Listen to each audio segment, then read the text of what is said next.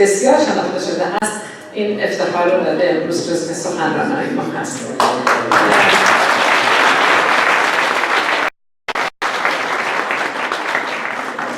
Wir haben auch einige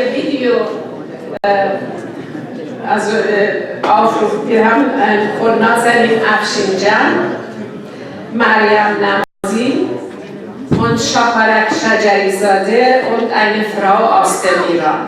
Wir fangen jetzt unser Programm an mit diesem Videoclip aus dem Iran. Eine Frau hat diese Veranstaltung ein Statement geschickt. من رو با یه پیامی شروع میکنیم که یک خانم از ایران فرستاده، صورتش نشون نمیده ولی ما زیرنویس انگلیسی هم نوشتیم. Wir fangen an.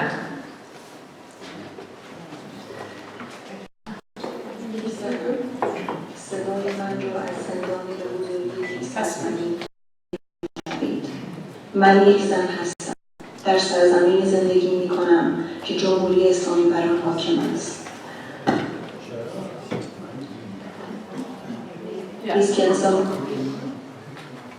یک زنم. صدای من را از زندانی به بزرگی سرزمین ایران میشنوید. من یک زن هستم. در سرزمین زندگی میکنم که جمهوری اسلامی بر آن حاکم است. حکومت زن‌ستیز که انسان بودن را مشروط بودن میداند. در محیط‌های کاری و ادارات تنها موجودی هستم که برای معرفیش فقط از نام خانوادگی هم استفاده و نوشته می شود. زیرا دانستن نامم هم گناه است. من هیچگاه نمی توانم لمس آفتاب را بر روی موهایم حس کنم، زیرا در چارچوب جمهوری اسلامی زندگی می کنم. حکومتی که یدکش نامش زن‌ستیزی است و بدون آن هویتی ندارد. هویت زنان را گرفت و به خود داد.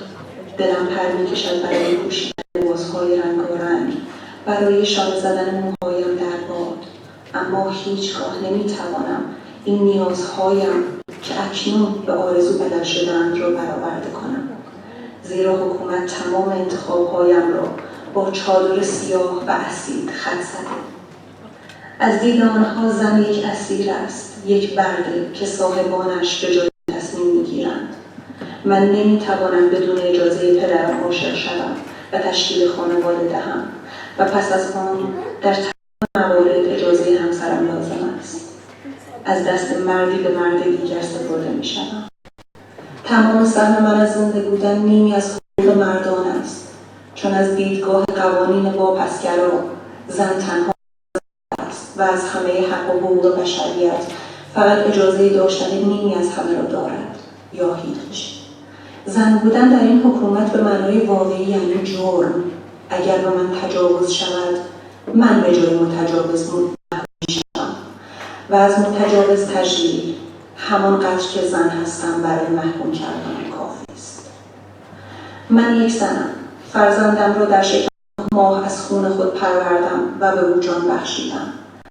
از درد جانکاه زایمان نام خانواده را بر او گذاشتند. در غیر این صورت فرزندم بی‌هویت می‌ماند. و در آخر هم حق حضانت فرزند همیشه نه تنها با پدر بلکه با تمام مردان خانواده است. آزادی من را میگیرند که نتوانم کودکان آزاده پرورش دهم. برای این حکومت دیکتاتوری چه چیز بهتر از انسان‌هایی که از تولد طعم آزادی را نچشند، زیرا در آغوش یک اسیر پرورش یافتند. آرزو داشتم بتوانم همراه با صدایم را هم به شما نشان دهم و بگویم این منم، کسی که این همه از تبعیض رنج کشیده، اما در طول حیات حکومتی متولد شدم که اگر صدای اعتراضم را بشنود، چهره‌ام را ببیند، اگر هویتم را بشناسد، مرا به زندان خواهد کرد، حبس‌های طولانی، شکنجه و در آخر خودکشی خواهم شد. داستان زندگی یک زن در حکومت جمهوری اسلامی به اینجا ختم نخواهد شد. بعد از مرگ نیز همچنان سایه تبعیض بر سرم خواهد ماند. بر روی اعلامیه مرگم به جای چهره‌ام گل سیاه می‌گذارم و یا لکه‌ای سیاه، جای خالی. جرم من زن بودن است، اما قبل از زن بودن من یک انسانم.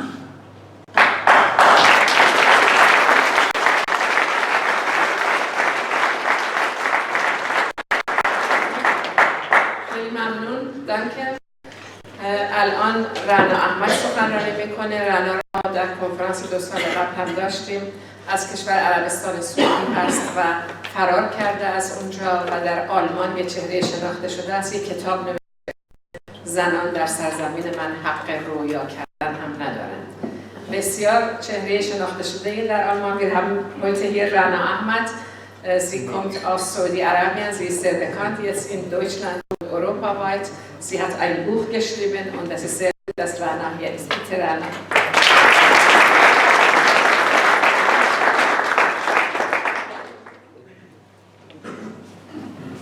Sehr geehrte. Ja? Du kannst auch hier. Da ist besser.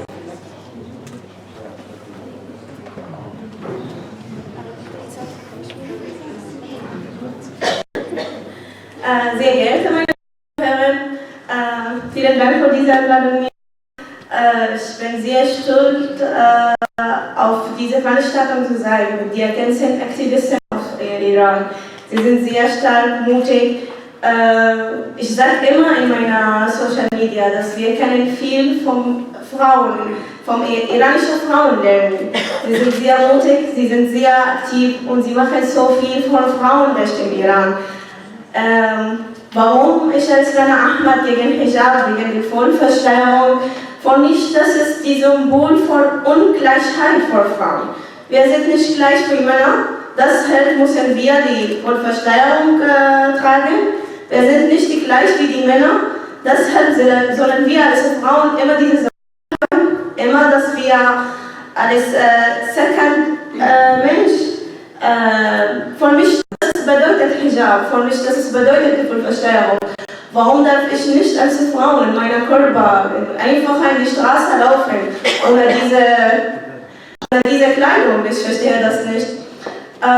Ich hoffe, dass wir können in Zukunft in die ganze muslimische Land diese Vollversteuerung verboten machen und auch in Europa. Ich hoffe, dass in Zukunft, dass die Frauen im Iran haben die Recht und sie sind frei endlich. Nach all dieser Zeit, nach diesen langen Jahren vom Kämpfen,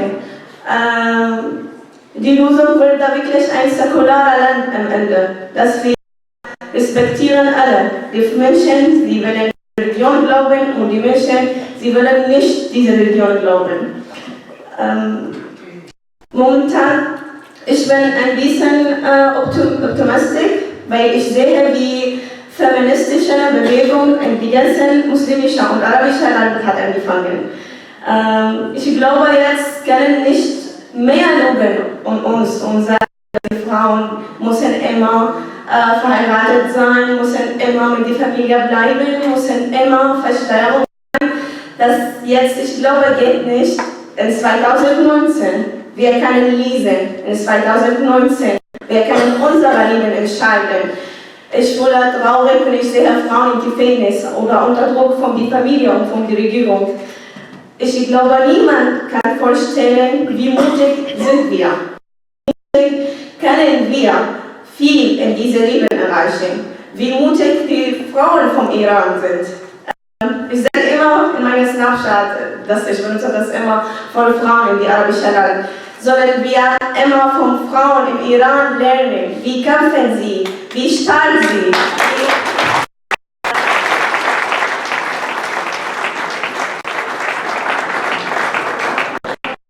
Echt zu sein und wirklich muss man das am Ende sagen.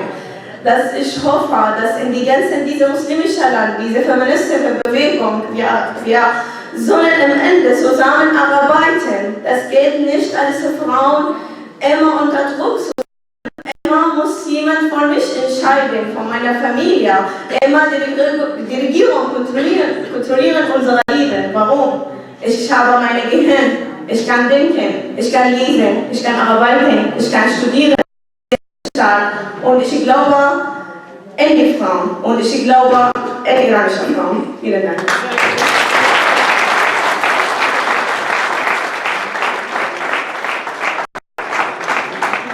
Es ist sehr kurz, sage ich, für unser Publikum und auch, dass wir es schon über sagen in Iran.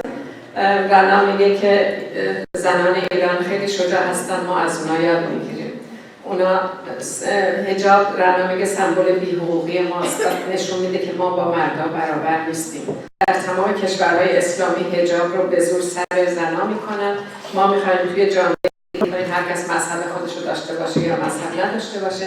بعد میگه من خیلی امیدوار هستم به خاطر یه جنبش بنویسی در کشورهای اسلام زده و عرب زبان وجود داره. بعد میگه ما الان در سال 2019 زندگی میکنیم، دیگه نمیترسیم، ما میتونیم خودمون راجع به زندگی خودمون تصمیم بگیریم، شجاع هستیم، ما زنها از کشورهای اسلام زده. و یه بار دیگه میگه که به شجاعت زنان در ایران درود میفرستم. ما باید با هم دیگه همکاری کنیم و باید زندگیمون رو اونجوری عوض کنیم که دیگه دولت‌ها راجع به زندگیامون تصمیم نگیرن.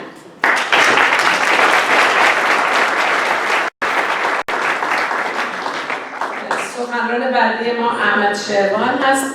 Ahmed kommt aus Kurdistan, aus dem Irak und er hat angefangen Islam zu studieren. Er war im Gefängnis, arme Ahmed, als 14 Jahre alt war. Und er ist jetzt in Deutschland auch sehr bekannte Person. Ahmed Şervan ist ein sehr erfolgreicher Blogger und macht sehr viel auch in Deutschland. Wir sind sehr glücklich, Ahmed hier ist. Auf Persisch, Ahmed Şervan 14 سالش بود توی کردستان عراق شروع میکنه انتقاد کنه و یک دوست ما اینجا هست که وقتی تو کردستان عراق بوده گفت شنیدم احمد رو بردن زندان. بلند شد. Er war in Kurdistan, Irak und hat gesehen, als Ahmad in Kurdistan im Gefängnis war und hat gehört, auch ein junger Mensch kritisiert Islam und ist im Gefängnis. Das war so. احمد از وقتی که اومده آلمان خیلی فعاله و خیلی اکتیو هست و خیلی الان شناخته شده هست. میخواد یک کتاب هم بنویسه ولی یکی از نیروهای خیلی خوب در دفاع از به اصطلاح آزادی بیان در کشور آلمان و خیلی هم علیه راست‌ها و اینا فعالیت میکنه. Danke Ahmed. Jetzt du kannst hier kommen, ist besser.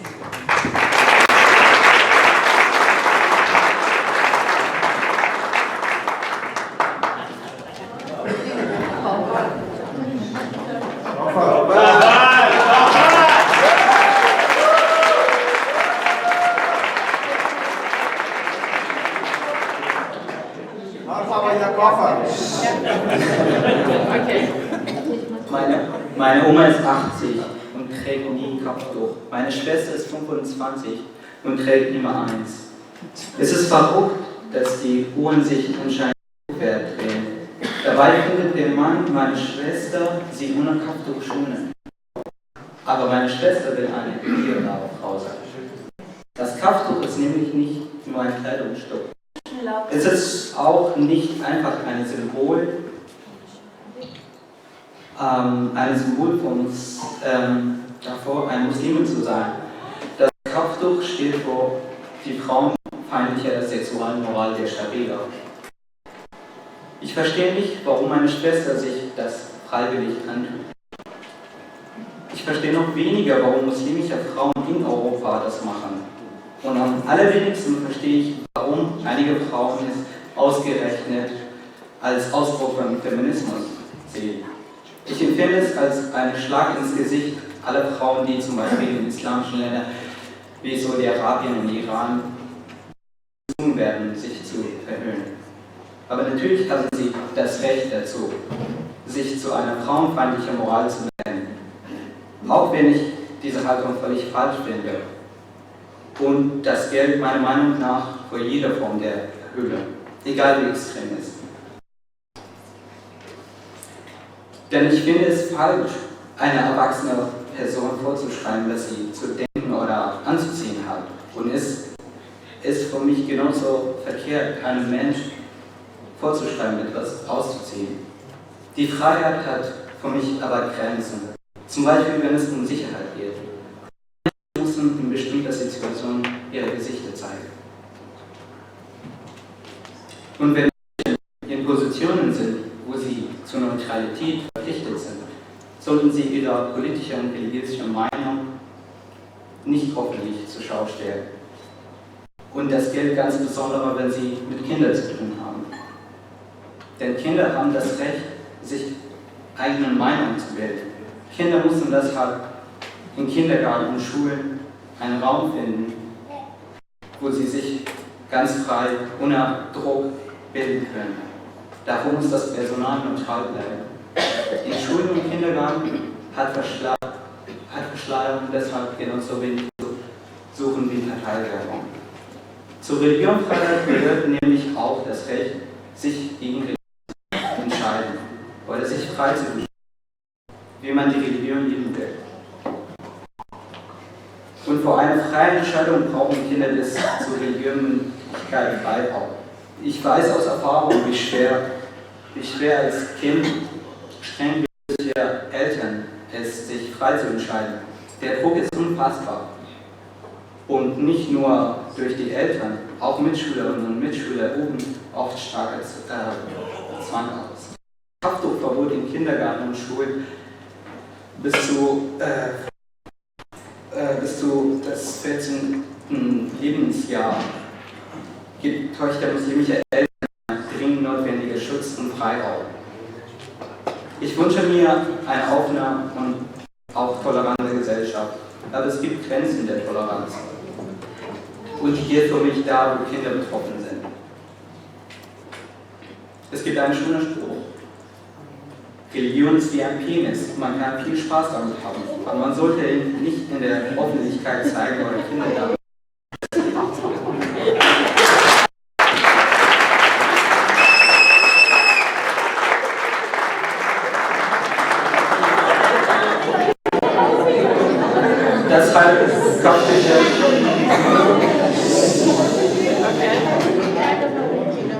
Deshalb Kopftücher, Kreuz, Kippe haben bei Schulden des 14 Jahren nichts zu suchen. Vielleicht kann man die Uhren damit wieder ein Stück nach vorne drehen, sodass Enkeltöchter freier werden als ihre Omas und nicht umgekehrt.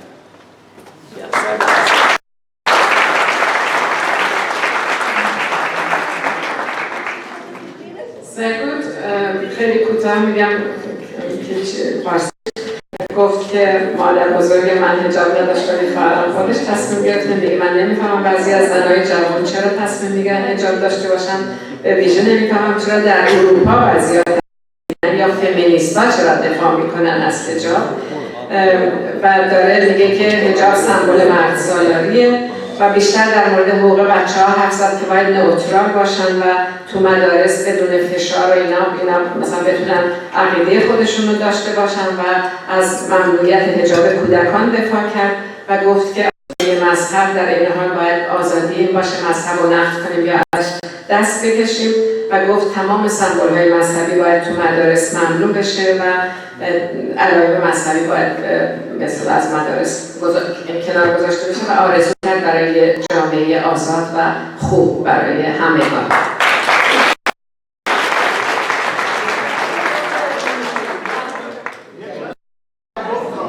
نه دیگه نمیم. Wir haben jetzt Mariam Namas hat ein Statement geschickt und ja auf Englisch. Mariam Namas.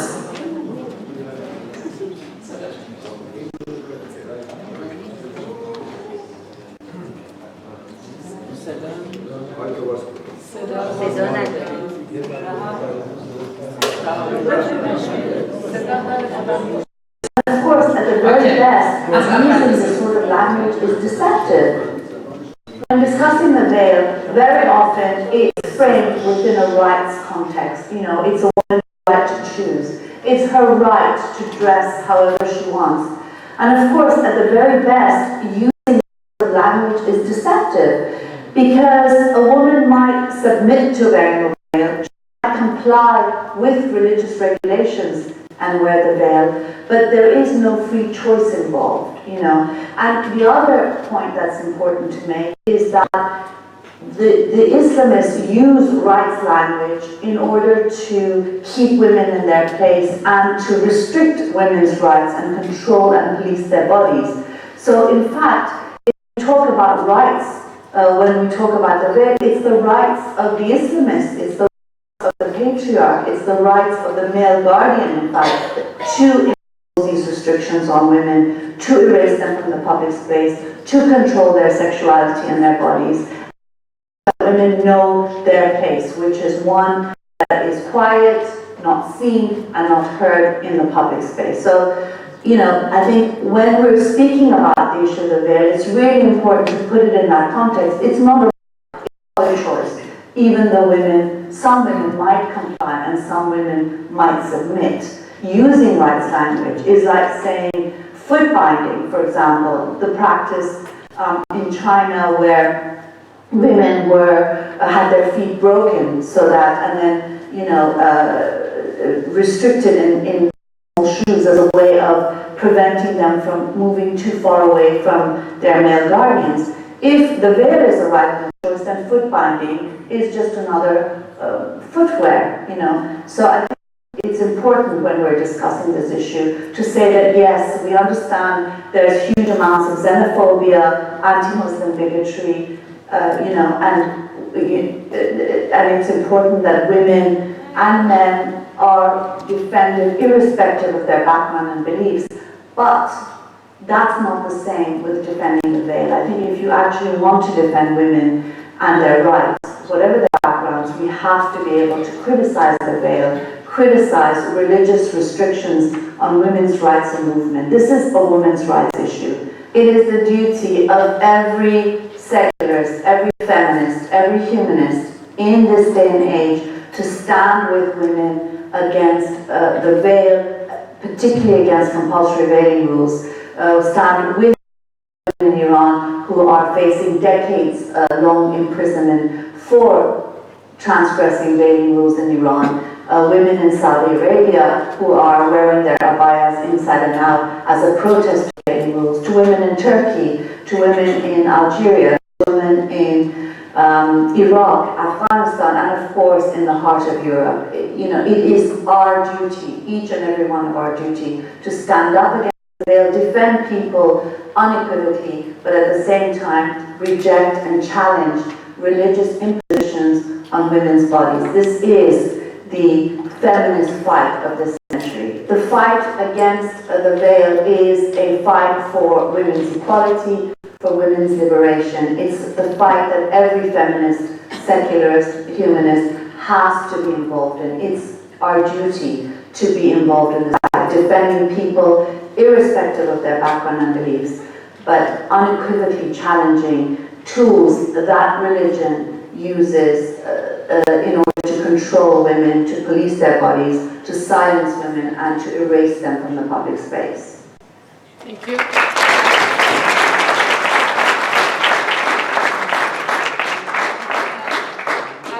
Verstanden. Also, man braucht nicht übersetzen, weil ich habe nur nichts verstanden. گفتم همه فهمیدن دیگه ترجمه نمیخواستم خودم. Okay, wir machen weiter. ورود kommt aus Kerbala, خیلی شهر مذهبی und ist auch jetzt sehr aktiv. Im Irak gibt es eine Revolution. ورود ist sehr glücklich über diese Revolution und sehr aktiv ist auch jetzt von hier.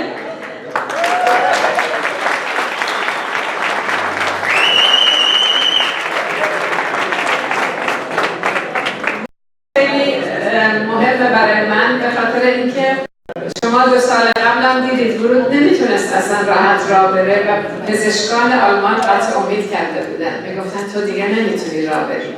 ورود گفت میتونم، ایستاد و راه رفت.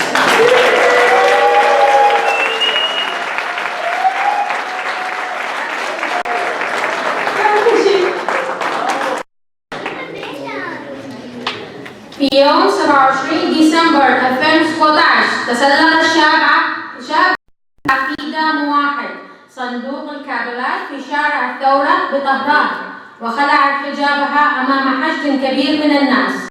ما فعلته هذه الشابة كان نقطة تحول في الحركة ضد الحجاب الإجباري. نعلن هنا يوم 27 كانون الأول يوما عالميا ضد الحجاب الإجباري. الحجاب هو أساس انعدام حقوق المرأة ورمز الإسلام السياسي. الحجاب هو رمز الفصل العنصري بين الجنسين والتمييز الصارخ ضد مئات الملايين من النساء في إيران والسعودية والعراق وأفغانستان واليمن والصومال وفي العديد من البلدان الأخرى في العالم.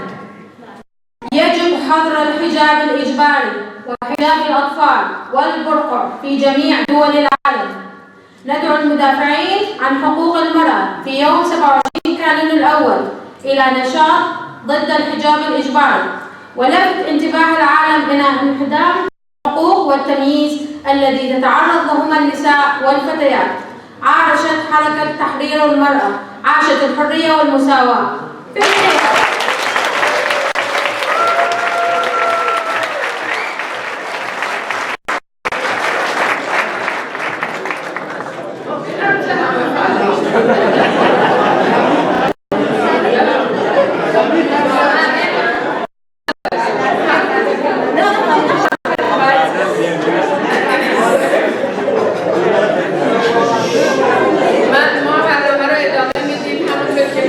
برای ما جای افتخار 100 برابره که خانم شعله پاکروان رو اینجا داریم.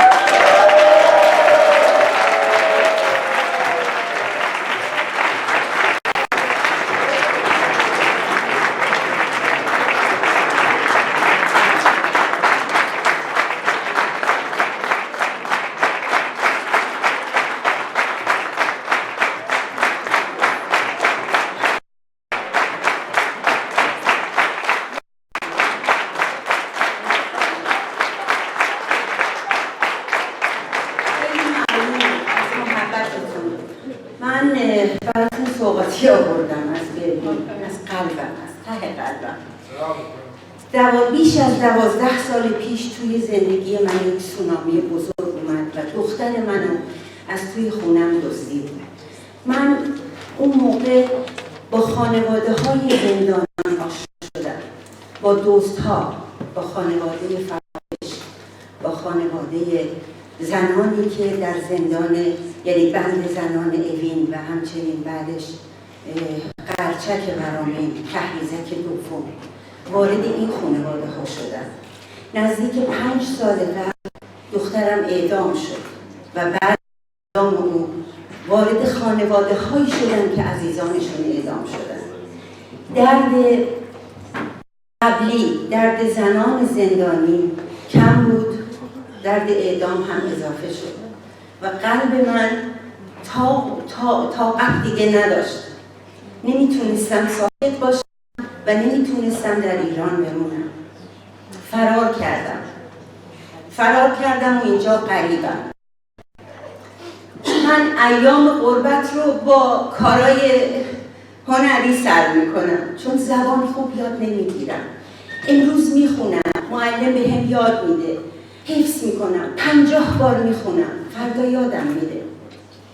آخر هفته، شنبه و یک شنبه که تعطیله، تمام درسای هفته یادم میره. من زبان رو ممکنه 100 سال دیگم یاد نگیرم، اما تمام وجودم با تهرانه.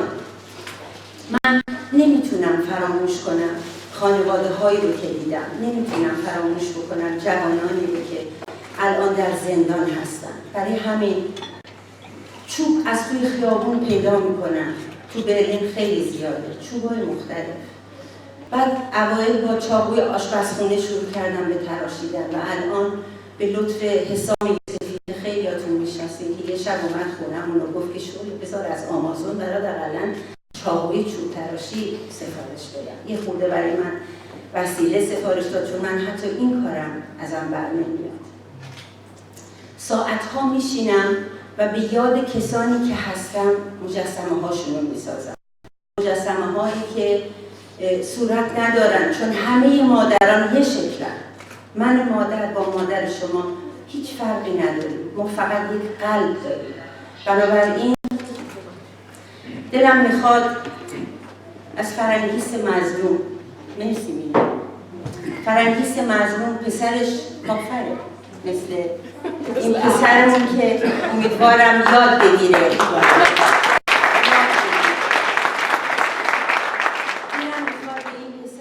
میگم عزیز دلم، ما باید جهانی رو بسازیم که خواهر تو که انتخاب کرده حجاب داشته باشه در کنار کسانی که حجاب رو دوست ندارن. توی کافر بتونی در کنار یک مذهبی حتی زندگی کنیم، چون همه اینا به خاطر ارتباط ما آدم ها با همه.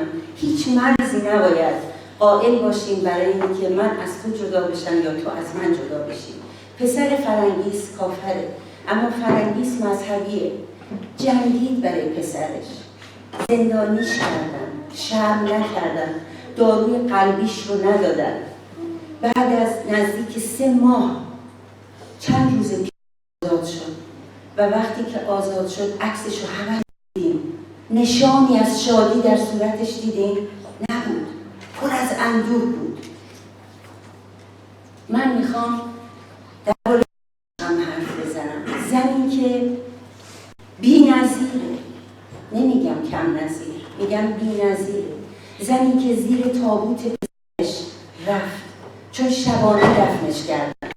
فرصت این که بچه فک و فامیلش رو صدا بزنه برای دفن یه پسرش، فرصت بهش ندادن. زیر نگاه مأمورین امنیتی شبانه دفن کردن این پسر. از اون سال آشورای 88 تا حالا این زن یک لحظه ساکت نبوده، یک لحظه نایستاده و من با این زن سفرها رفتم. الان حکم به زندان بهش دادم و من با تمام وجودم مخالفم با این حکم.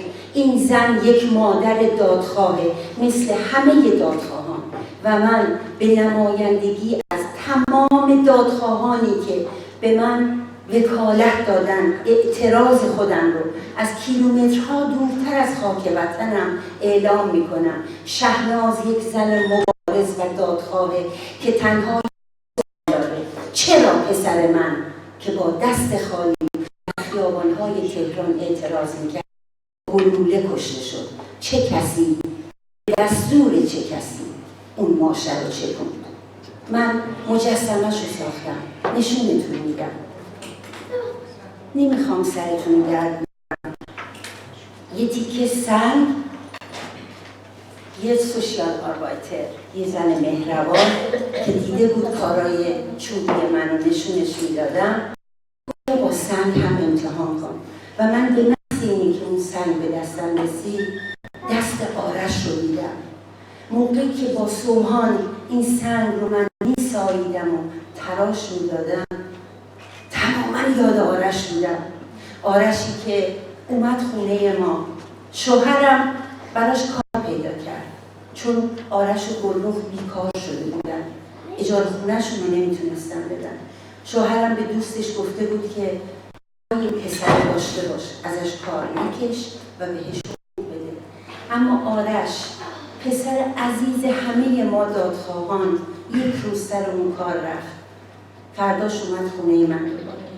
گفت مامان شده خجالت میکشم که کار نکنم و بهم حقوق بدن و اگر بخوام کار بکنم دستم یاری نمیده. همون دستی که بعد که رفت زندان دچار سرطان شد. آرش عزیز ما، پسر نازنین ما، دانشجو بود. از دانشگاه بیرونش کردن. موقعی دستگیری مادرش رو بهش ضربه زدن، مادرش رو ازش گرفتن، حتی خانواده‌اش رو علیه آرش شوراندن و گفتن به خاطر فعالیت‌ها و افکار تو بود که مادر ما مرد. میدونی خانواده‌ها وقتی تحت فشار هستن عقلشون رو گم میکنن. نشانه دعوا تیرهایی که باید بزنن به هدف که حکومته رو به اون ور نمیزنن. مقصر رو از درون خودشون میخوان پیدا بکنن. ما دوباره رفت زندان، سرطانش عود کرد، بالا گرفت. چند روز پیش بود من با گلرخ حرف زدم.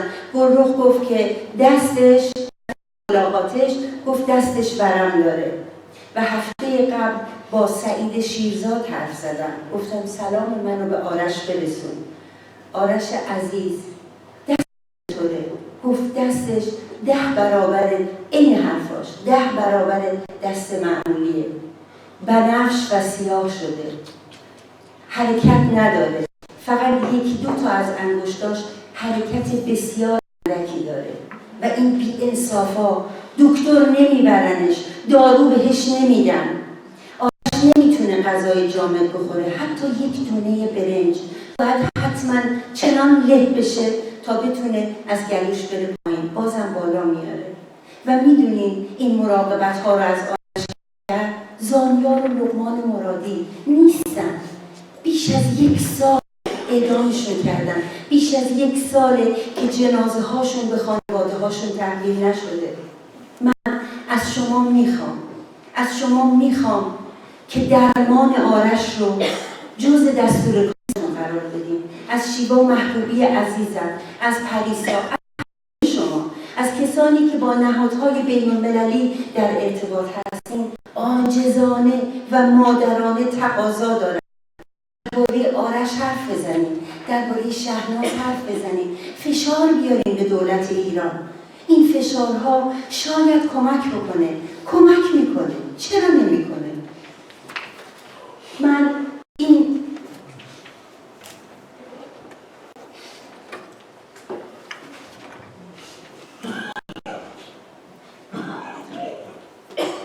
این دست آرشه.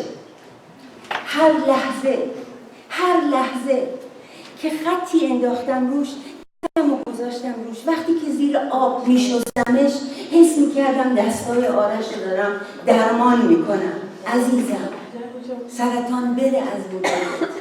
من اینو به پریسا و به شیوا در هلند برنامه‌ای داشته باشم. ازتون میخوام که اینو با فشار فراوان، با اصرار فراوان به اون مسئولینی که ملاقات میکنین بدین و ازشون بخواین فوراً کاری بکنن که آرش بتونه بره بیمارستان، که بتونه دارو بگیره. مردم، هر بیماری مستحق این هست، شایسته این هست که دارو بهش برسه. غیر از اینه مسئولیت مال شماست.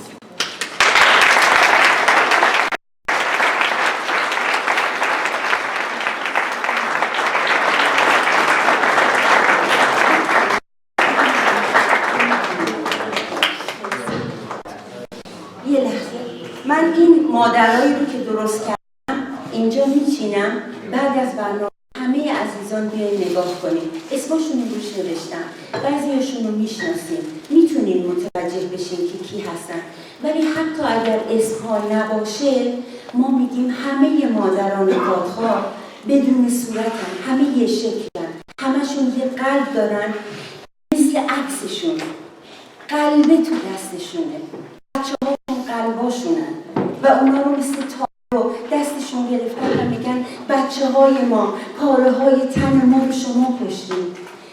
مادران دادخواه رو بزرگ ببینید، مبارزه‌شون خط مقدمه. ازتون میخوام توی مدیاهاتون، فیسبوکاتون همیشه ازشون یاد کنید، از اون مادرایی که مثل فرنگیس مظلوم با اندوه تمام از زندان بیرون و ناچارن با یک دسته گل ازشون عکس میندازن، اما چیزی که از اون عکس ما احساس میکنیم فقط رنج، فقط غمه و فقط درده.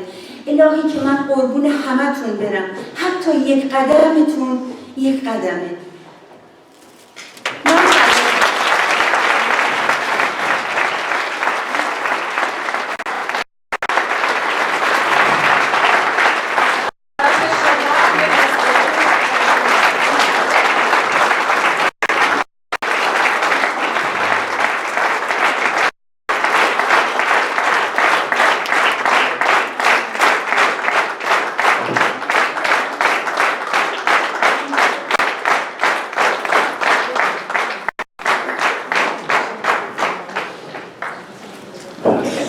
من میخوام خیلی سخت حرف زدم.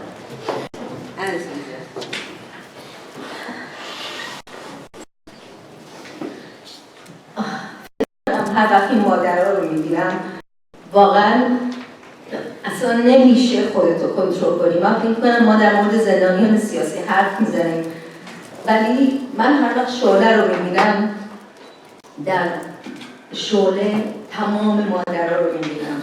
مادر خودم رو که می‌اومدم زندان، مادر سعید زینالی، مادر آرش رو که حتی نتونست بچه‌ش رو ببینه، نمیتونه پیشش باشه، مادر سعید شیرزاد رو که حتی نتونست بچه‌ش رو ببینه، برای دهه 60 رو که گفت 7 سال رفتم دم زندان، آخرش به جایی که بچه‌م رو بغل کنم لباسای خونینش رو بهم دادن که گفتن اعلام شده.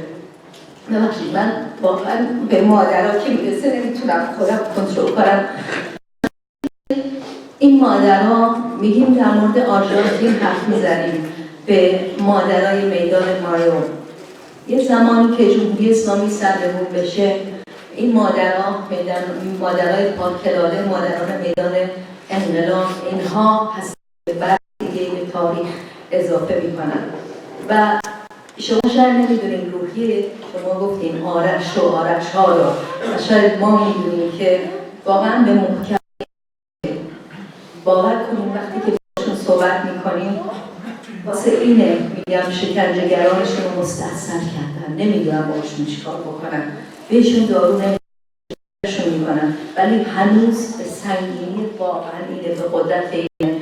چیزی که میخوام بگم، داستان این مادرها رو شعله خوشحالم که هر جا میره در موردشون صحبت میکنه، ولی مادرای خیلی هستن که هنوز که هنوز نتونستن داستاناشون رو بگن. و من فکر میکنم این مادرها بخش عظیمی از جنبش علیه جمهوری اسلامی هستن، از جنبش دادخواهی هستن. و من به سمت خودم در کمیته و فعالین و پریسا قول میدیم که هرگز نذاریم صدای این مادرها خاموش بشه و هرگز نذاریم آرش ها از بین برن. خیلی ممنون.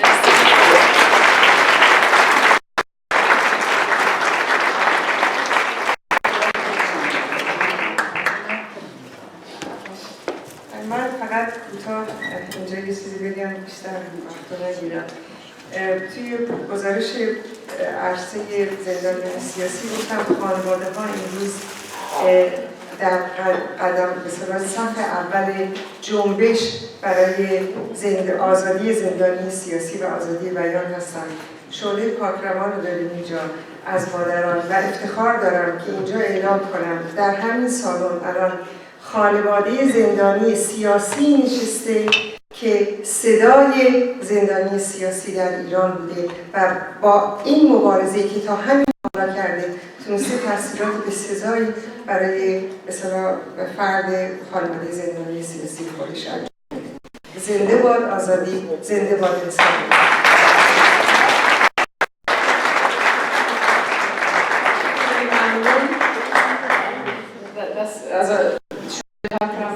ist die Mutter von Reyhan Ejdbari, haben wir auch gesagt. Und sie ist jetzt eine sehr wichtige Person im Kampf gegen Todesstrafe im Iran.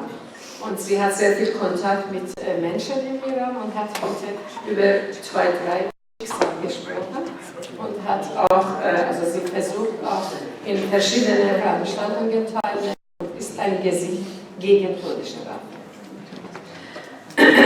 ما برنامه رو ادامه میدیم. من فقط اینجا میخوام بگم که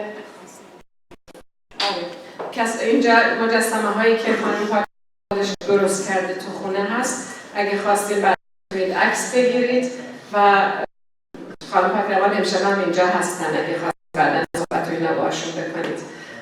من میخوام اینجا در این حال بگم که تمام برنامه هایی که سازمان میدیم و فعالیت های شخص خودم پول عجین هست و میخوام از شما بخوام حتما کمک مالی کنید. الان برنامه رو ادامه میدیم ولی 2 نفر تو سالن از جمله سهیلا خسروی عزیز و یه نفر دیگه میگردن و از همه شما و آمریکا هم میشه گفتید به به مینا خیلی خوبید، خواهش میکنم کمک کنید چون الان یه فرصت شما کمک کنید اعصابتون خیلی خوب میشه. و در این حال از همه شما از سوی خواهش میکنم نگر ما فقط بلدیم سویچ کنیم، سویچ هم یه جوری سازمان بدید. برای همین برنامه ما نزدیک 600-700 یورو خرج کردیم و برای برنامه‌های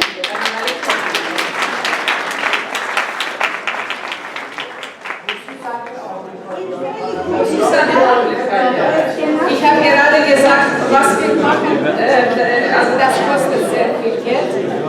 musste Reise kostet bezahlen und alles. Und alle diese Veranstaltungen kostet Geld und ich habe gesagt, wir müssen spenden. Aber wir machen weiter. ما ادامه میدیم. خواهش میکنم ساکت کمک کنید. شما وقت نداریم باید سالن رو خالی کنیم. برنامه رو ادامه میدیم با پیام نازنین افشینجان که توی کمپین نجات نازنین هم با ما خیلی همکاری کرد. Wir haben jetzt ein Statement von Nazanin Afshinjan. Sie war in Kanada Schönheitkönigin und jetzt hat gegen Todesstrafe im Iran sehr viel gekämpft und jetzt hat ein Statement. نازنین افشینجان تو کمپین نجات نازنین قاتلی با من خیلی همکاری کرد و ازتون خواهش میکنم سکوت رو رعایت کنید. ما پیام نازنین رو میشنویم و بعد سخنرانی هشام رو خواهیم داشت. نخیر دو کمس هشام نخیر هشام انگلیسی حرف میزنه. اگه حاضر نیست بگم اول حاضرم که پس این دقت کنید به پیام نازنین افشینجان.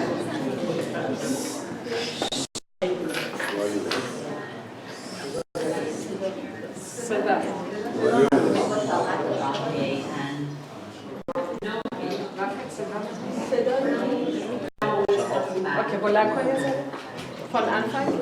If a woman has truly decided for herself that she doesn't want to wear a hijab, who am I to judge whether she should or should not wear one? Thank you, Mina, and your campaign for inviting me to share a few thoughts on hijab, World Hijab Day, and World No Hijab Day. For me, it always comes back to a woman's recognition. If a woman has truly decided for herself that she doesn't wear the hijab, who am I to judge whether she should or should not wear one? I have Muslim friends, including Raquel Saraswati, a global activist who's very liberal and progressive in thought, and says veil because it makes her feel closer to God. I can't argue with her feelings, and I completely respect her. What I can argue is on behalf of the millions of women who are forced to wear it. I see these women in three categories. First of all, those that are forced under the law to wear a head cover. If they expose their hair, they're subjected to imprisonment and torture. Iranian women have been living under repressive rule for 40 years. At the start of the Islamic Revolution in 1979, when this decree was set, if just one hair would peek out of their scarf, women were beaten by the morality police with batons, imprisoned, their hands placed in containers of cockroaches. If they were wearing lipstick, they would have to wipe it off with cotton balls with hidden razors inside. Some women had acid thrown in their faces for not properly cleaning themselves. Two, there are those who have been brainwashed by living in a patriarchal Islamist society that believe in order to be a good Muslim, you must cover your hair. The reality is that in the Quran, it does not prescribe a woman to cover herself. Rather, it speaks about being modest, to be left to open interpretation. Number three, there also exist women who are not legally obliged, but are pressured by their families or society to cover up, and are made to feel impure and cast as prostitutes if they do not. Those women submit in order to keep the family's honor. I am here to see Ali and Sandra Zafar have spoken about it in their respective books, Infidel and The Good Wife. Historically, the hijab was not rooted in religion, but rather it was an archaic patriarchal cultural practice imposed on women. The onus was placed on the woman to cover for men's uncontrollable sexual gaze, desire, and lustful actions. Perhaps those men that feel they can't control themselves should wear an eye patch or a chastity belt instead. The good news is that women are fighting back against this symbol of misogyny and repression. In Iran, for example, there's a great ongoing campaign spearheaded by Masih Ahmadinejad called My Stealthy Freedom, which takes place on White Wednesdays. She asks Iranian women to post their pictures and videos without hijab on the open streets of Iran and post it to her Instagram or Facebook page. Thousands of women have done so and continue to do so as a symbol of silent opposition to hijab laws and other discriminatory laws against women in Iran. Even women who decide to wear their veil and keep it stand in solidarity by waving a white headscarf on a stick to say basically women have that right to choose. Article 638 of Iran's Penal Code states, women who appear in public places and roads without wearing an Islamic hijab shall be sentenced to 10 days to 2 months imprisonment or a fine of 50,000 to 500,000 riyals. Nasrin Sotoudeh is one of Iran's best human rights activists. When I was leading the Stop Child Executions organization, she helped defend many children on death row and others whose rights were abused. One of her clients, Shahzad Zadeh, who was one of the trailblazers in the White Wednesday movement, taking off her headscarf and waving on a stick in protest, was arrested, put in solitary confinement, eaten brutalized in prison. And she said, it was the most frightening experience in my life, not just the pain, but that I felt so alone, suffering in solitude. But then Nasrin showed up. She told me that my struggle is the struggle of all Iranian women, that I'm not alone. She would not relent until I am free. And it is true. Nasrin showed solidarity with these women by showing up to court without a headscarf herself, which were arrested days later and charged with encouraging immorality and prostitution. For this and for her other activities defending the rights of others, she was imprisoned and given a sentence of 8 years of prison and 143 lashes. What makes me sad here in Canada as well is seeing little girls, sometimes 9 years old, wearing hijab at school. I would imagine it's not a very comfortable piece of cloth. It can get really hot on summer days and restricts movement in sports, not to mention the health concerns. An Oxford study has found that Islamic dress code for women in Iran has been a contributing factor to a 700% spike in the rate of multiple sclerosis in women from 1980 to 2005 to vitamin D deficiencies from lack of sunlight. I say it very simply, if there is a hijab day for those who feel discriminated against their spiritual choice to don the hijab, there should be a world no hijab day for those that are subjugated and oppressed. I hear my baby just woke up, so I'll leave it there, and I wish you the best.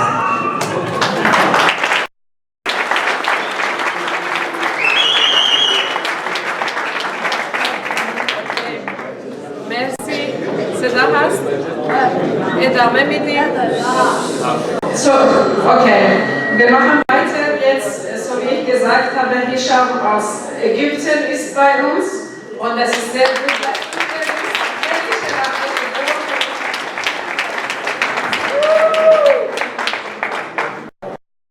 Hello. I guess plenty of people know that hijab is pretty controversial practice. But before discussing hijab, I would like to thank Nina for inviting me to take part in this great event. Back to hijab. What is hijab? Hijab is simply a piece of cloth that covers the woman, only allowed to let her face and her hands uncovered. Paying attention to her, and it should not be fitting or tight so that it doesn't show any of her body. Why do they wear hijab? Well, the answer for this question is pretty interconnected. There are plenty of reasons for that. During Muhammad's rule, back then, the founder of Islam, there was some Muslims who used to harass women in the streets, sexually harass them. So Muhammad mandated hijab on free Muslim women, and hijab became in a way to channel sexual harassment to female slaves. Muhammad did not put them accountable to what they have, the aggressors, to what they have done. Instead, he decided to make women hide behind their clothes. The situation was like this. Women are weaker, and since they are weaker, they need men protection. And in exchange of men protection, they should obey men. And disobedience is punished by the. That's where hijab fits in the Islamic narrative to women. Unfortunately, until this present moment, there are many Muslims who live with these regressive views in their hearts. Also, hijab is being used as a tool by Islamists to demonstrate their dominance and their strengths.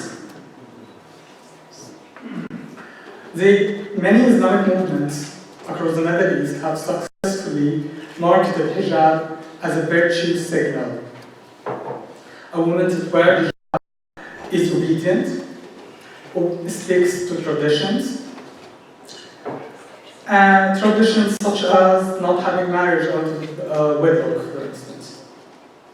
And these are attractive qualities to many of the males that live in such societies, male-dominant societies, where equality is considered an insult to some. Some women didn't like the situation. They tried to defy it. They wanted to take off the veil or not wear it at all. And as a consequence, they have faced societal pressure and even sometimes legal pressures. The societal pressures could extend to honor killing, and the legal pressures could escalate to imprisonment. It's very obvious that they are putting a lot of effort in controlling women. Even in some places, non-Muslim women get forced to wear hijab, which is not even Islamic. That said, there are plenty of Muslim women who actually accepted their submissive roles in this system, and they oppose any attempts to enhance the conditions of women's rights. There's also other ways where hijab could do harm.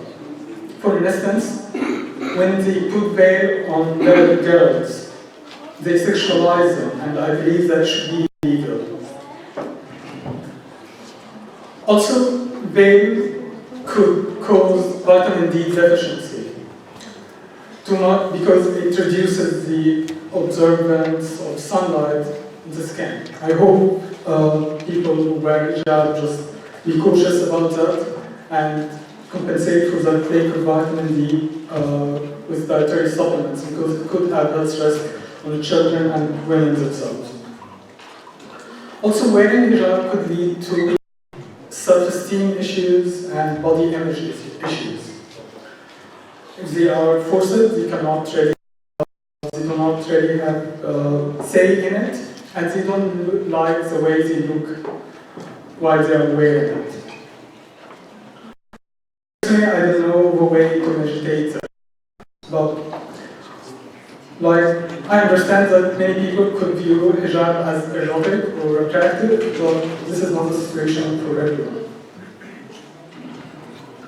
Currently, what needs to be done about the status quo? In my opinion, I think our priority is to eliminate any negative consequences to taking off the veil. We should do our best to eliminate this. First, of course, any laws that enforce the veil should be abolished, and we should keep calling for that to achieve this goal. On a societal level, I believe that we should pay more attention to the ideology behind hijab and combating that and enhancing the situation of women's rights more than we care about the act of wearing the veil itself. For me, the veil, if it signals anything, it just signals that whoever wears it, on average, might be enjoying less freedoms than people who do not wear the veil. It was mentioned that some women chose to wear the veil, and these women might not face any negative consequences out of taking off the veil. For instance, they will not suffer any legal consequences, they will not suffer any societal consequences, or even spiritual consequences. And in this case, in only this case, I believe that hijab is a matter of personal freedom out of my scope as a human rights activist. Well, thank you for listening.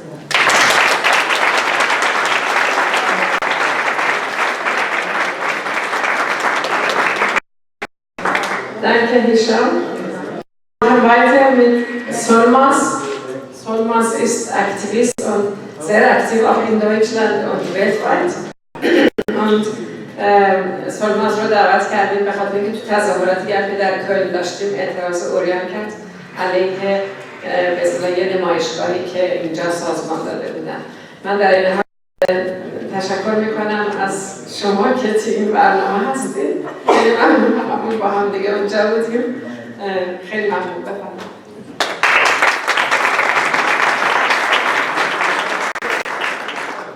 Danke, hallo an allen. Ich bin eine politische Aktionskünstlerin und Marktaktivistin für Frieden und Frauenrechte. Ich habe eigentlich alles ganz kurz geschrieben, ich wusste nicht, dass alles so lang spricht.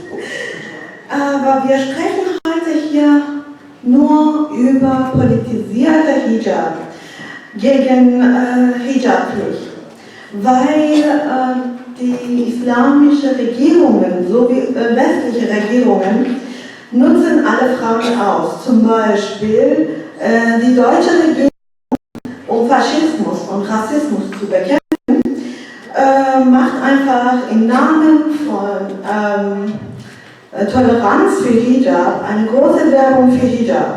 Da werden nochmal die Frauen benutzt, um irgendwas zu bekämpfen. Und die Sache ist, dass Hijab einfach ein Kleidungsstück ist wie die Hose. Früher, das ist viel älter als Mittelalter. Hijab hat man getragen noch viele tausend Jahre davor. Aber damals haben auch Männer etwas auf dem Kopf getragen. Hüte oder hängende Tücher.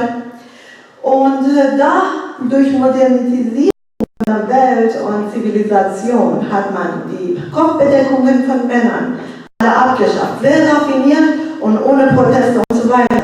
Das hat man aber so nicht gesehen für die Frauen, das wollte man nicht. Denn die Unterdrückung der Frau bringt Osten wie Westen sehr viel Geld und Macht.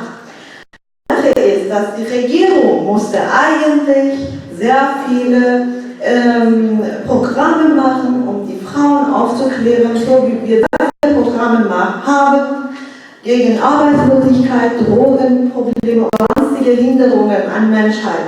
Aber wir haben gar nichts gegen Religion oder Hijab oder dafür, um das alles aufzuklären. Und das zeigt schon mal die weltweite Religionmacht, die noch herrscht. Und auch noch die weltweite finanzielle Güte, was Hijab eigentlich an Regierungen im Westen und Osten bringt. Nun können die Gespräche über Hijab eigentlich die weltweite religiöse Macht und finanzielle Macht überhaupt nicht bekämpfen. Aber wir könnten eigentlich Druck machen, dass die Regierungen überall weltweit eigentlich welche Stationen, TV- und Radiostationen eröffnen, welche nur dafür da sind, die Frauen aufzuklären. Das würde schon genügen und wir sind heute hier viel genug und mächtig genug, dass wir zusammen einen Anfang dafür auch schaffen, dass wir einfach in unserer Sprache oder welcher Sprache wir kriegen, ein Programm haben, extra um Frauen aufzuklären und dafür erkläre ich mich jetzt gerade auch bereit, ab morgen damit anzufangen.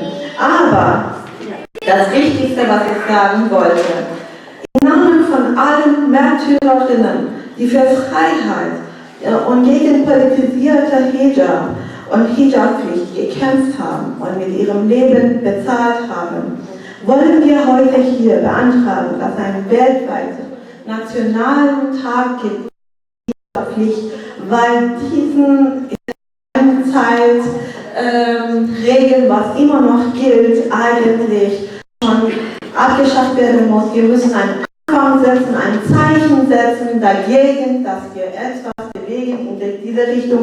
Wir werden das schaffen, dass es nicht gegen religiöse Macht, nur einen Tag in der Welt, dass alle zusammen daran denken, dass die Frauen nicht mehr weiterhin unterdrückt werden sollten. Die Frauen sind die Hälfte von den Menschen der Welt und sehr stark im Osten wie im Westen unterdrückt im Namen und dies und jenes. Und wir sind jetzt heute hier in unserer Welt, haben wir genug Macht, wenigstens im Westen haben wir Rechte, um aufzustehen und dagegen ein Wort sagen und diesen einen einzigen Tag beantragen und das schaffen. Danke.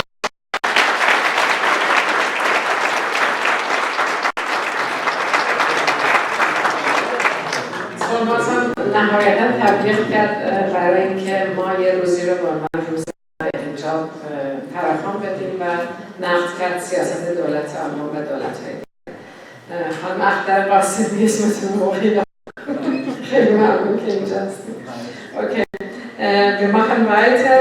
الان یه دونه پیام پخش میکنیم از شاپارک شجری زاده، دختر خیابان انقلاب که به خاطر اینکه به اصطلاح حجاباشون رو روی چوبی بستن و رفتن روی یه سکویی ایستادن. شاپارک یکی از اونا بود، در کانادا زندگی میکنه.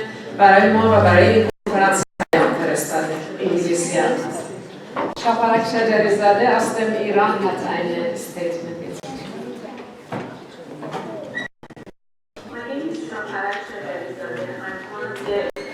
Women who oppose compulsory hijab in Iran.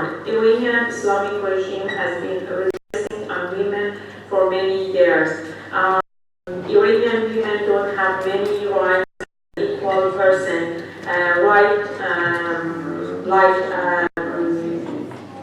to choose what to wear or compulsory hijab. We have to cover our hair and body all the time in public. There are other rules that they're not even written in law, but the police would arrest women for doing them.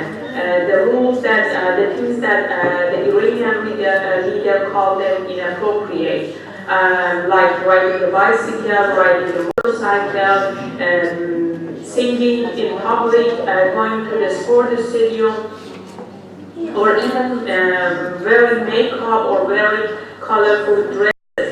Iranian authorities just want to spread fear in society and show that they are capable of controlling all aspects of our lives.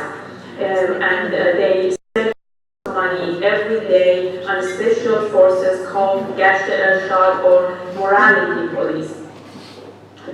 Is just simply arresting women. They hover the streets and arrest women violently every day. They don't arrest perpetrators or sick people, they just arrest women. They try to break women by humiliating them, but slut-shaming them, finding them, impounding their car, and sending them to jail for having not proper hijab. As an Iranian woman, I was for a change for many years, but then I realized nobody can help me but myself. I was fed up of being afraid for many years. I was fed up of facing violence every day in the streets. I had never believed in hijab. I wasn't practicing wearing hijab. And I was afraid. I was fed up with living this double life, living a lie. So I joined the other women and protest compulsory hijab. After several months, an Iranian woman, Vida Movahed, went on a utility bus in a crowded streets in the center of the city. She took off her veil and put her white scarf on a stick and waved it like a white flag. For me, it was the most peaceful and the most beautiful act of civil disobedience. So me and other men and women started her path, doing the same thing, and the government started arresting us. I got arrested 3 times and sent to jail twice. When I got released on bail, I left the country. But right now that I'm talking to you, there are many women in jail facing decades of prison sentence. My close friend is facing 23-year sentence in jail for being in public and giving flowers on Women's International Day. My lawyer, Nasrin Sotoudeh, who stood up bravely beside us and supported our cause, got a 38-year sentence. We want all the women around the world to support Iranian women. We want to name this day, 27th of December, the day against forced hijab, and we want women, all the female politics to stand in solidarity with Iranian women and support us. While Iranian girls and women risking their lives in the streets, refusing to wear hijab, female politics from European countries go to Iran and obey compulsory hijab. Please, if you don't practice hijab, if you don't believe in hijab, do not obey this law. This is a discrimination, a symbol of sexism. Please, on 27th of December, everybody go out with a white flag and support Iranian people. Thank you.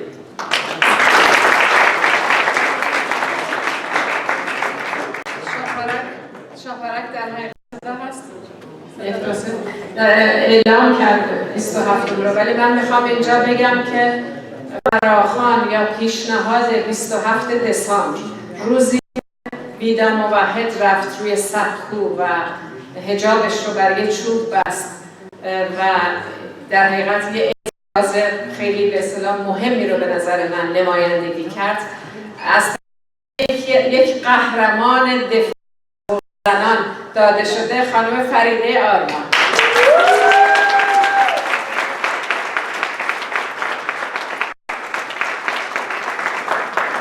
Faride Arman schon seit 40 Jahren aktiv gegen islamische Regime und sehr bekannte und sehr beliebte Person im iranischen Publikum und auch in Schweden.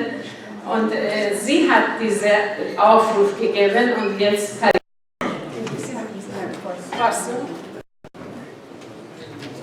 من فارسی حرف میزنم. من خیلی خوشحالم که امروز این افتخار دارم که بتونم کار بزرگی رو که ویدا موحد کرد رو به عنوان یه روز جهانی اعلام بکنم و تو اینجا در جمع این زنان مبارز و مردان مبارز و کسانی که برای برابری و حقوق زن مبارزه میکنن این روز اعلام بشه. من این متن کوتاهی که دوستمون عربیشو خوند، من اینجا فارسیشو میخونم و شیرین شمس انگلیسیشو اگه بتونه بعد از من بخونه ممنون میشم. این متن کوتاه رو میخونم.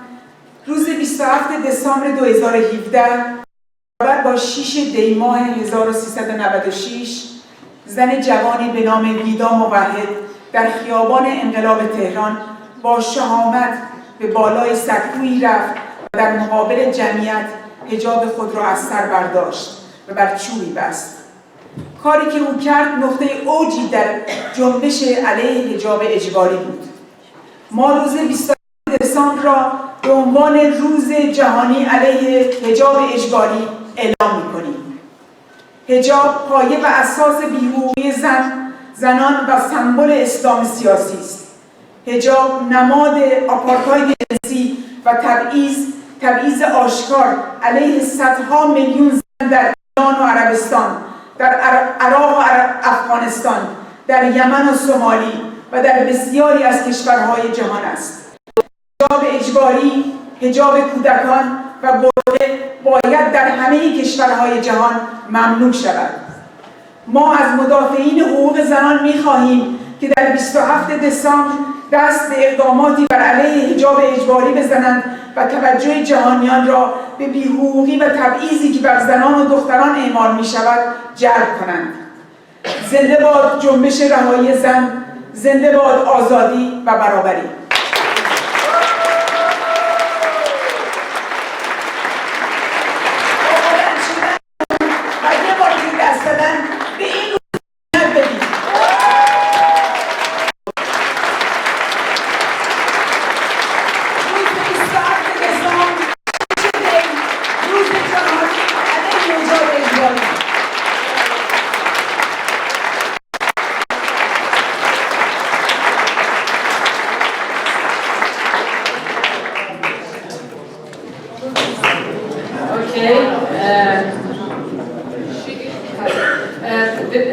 ما الان یکی دیگر از قهرمانان جوان دفاع از حقوق زنان، یکی از کسایی که انقلاب زنانه را داره پیش میبره و به نظرم یکی از چهره‌های درخشان مبارزه علیه حجاب اجباری و بی‌حقوقی زنان هست رو داریم اینجا. شیرین شمس به زبان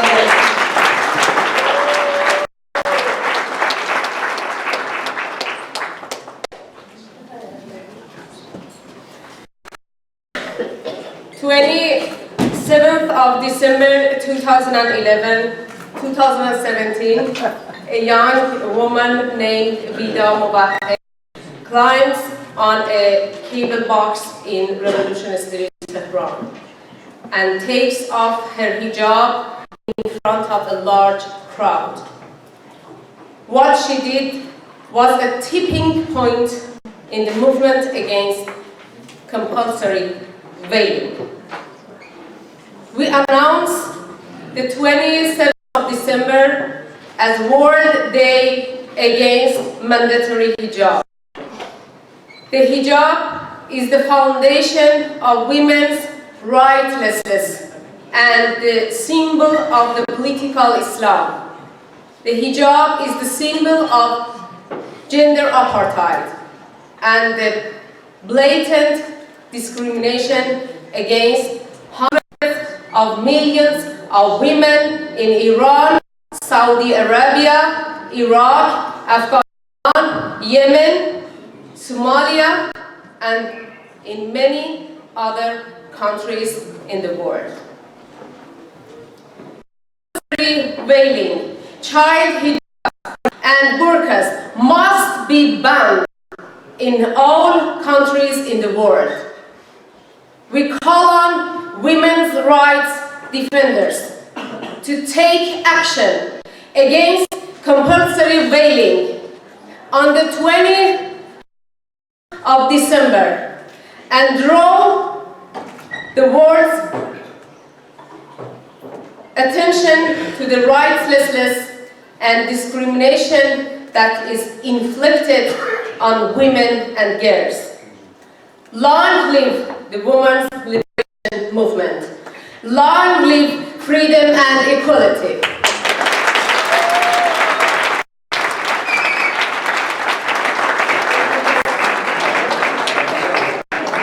آخرین برنامه‌ای که داریم برای اینکه سازمان فمین از ما ناراحت نشه یه پیام فرستادن، اونم پخش می‌کنیم و بعد برنامه رو لوکرتر ادامه میدیم. Femin hat auch eine kleine Videogeschichte darüber jetzt. ما در این حال تو این فاصله بگم یک کمپین الان اعلام کردیم، کمپین دیگر بس هست نه به آپارتاید جنسی که فمین هم دفاع کرده و خیلی از سازمان‌های دیگه از اون دفاع کردن. قبل از اینکه این پخش بشه بگم که این کمپین دیگر بس هست رو ما الان داریم پیش میبریم و یکی از فعالین این کمپین اونجا ایستاده الان گفته می‌بینه کمپین حرف بزن، بهش مراجعه کنید و کمک کنید که این کمپین خوب پیش بره. دستتون بلند کنید.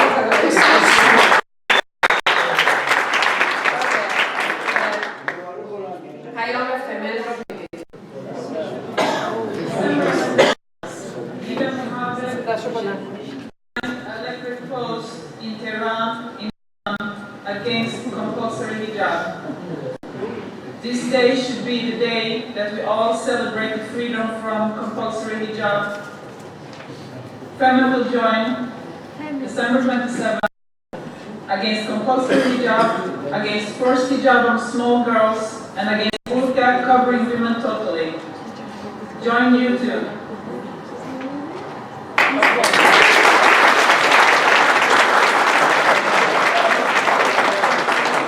خیلی ممنون.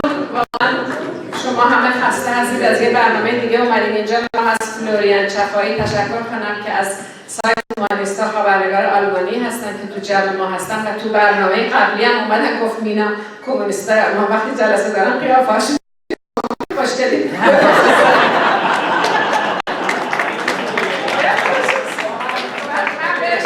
ما یه کمونیسم دیگه هستیم، ما یه تره جدیدی برای همه خوشگل هم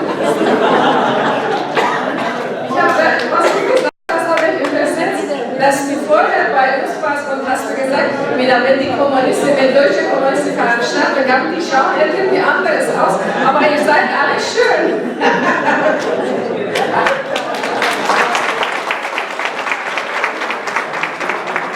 Wenn du möchtest, Florian, ja, فلوریان یک گزارش می‌نویسه و عکس هم گرفت از برنامه صبح، از پشت البته یه سری هم از صورت‌هامون عکس گرفت و یه گزارش به زودی در سایت هومانیستا، یکی از پربیننده‌ترین سایت‌های آلمان خواهد اومد راجع به کنگره که الان گزارش تهیه می‌کنه. من خیلی تشکر می‌کنم از شما که امروز اینجا برنامه ما خوب باشه و پولم داده باشید. ما الان در پایان برنامه 2 دقیقه آهنگ گل ریحان رو دوست ما امیر زاهدی میخواد به شعله پاکروان تقدیم کنه.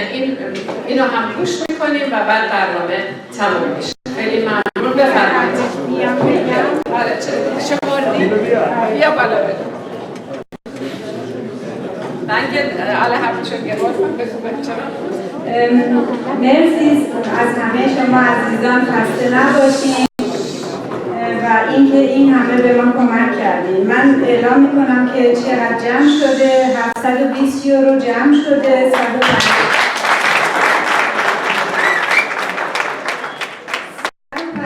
دلار کانادا و 670 کرون سوئد.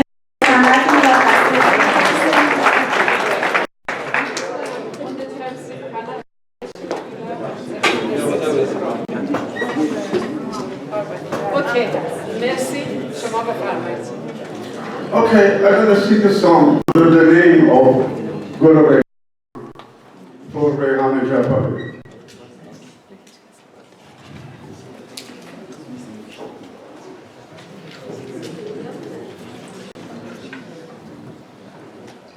You can sing this song with me, please.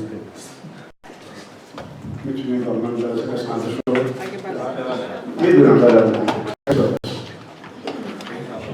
گل ریحان شکفته، گل ریحان جان، گل ریحان شکفته، گل ریحان جان، میکارم همچین و همچون گل ریحان، گل ریحان، گل ریحان جان، میچینم همچین و همچین گل ریحان، گل ریحان، گل ریحان جان،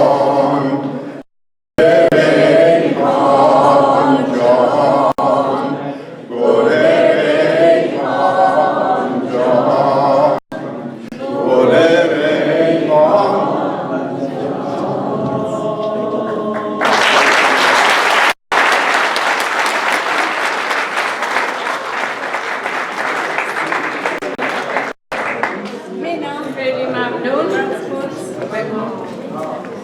از همینجا ما اعلام می‌کنیم روز 27 دسامبر در شهر فرانکفورت هستیم و اعلام حمایت خودمون رو از این اکسیون همینجا اعلام می‌کنیم.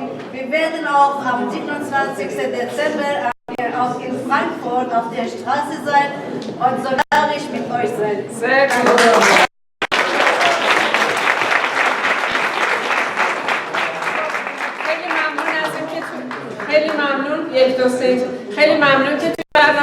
حتما خیلی خوشتون اومد.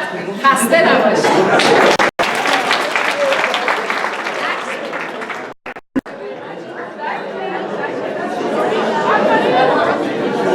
Danke.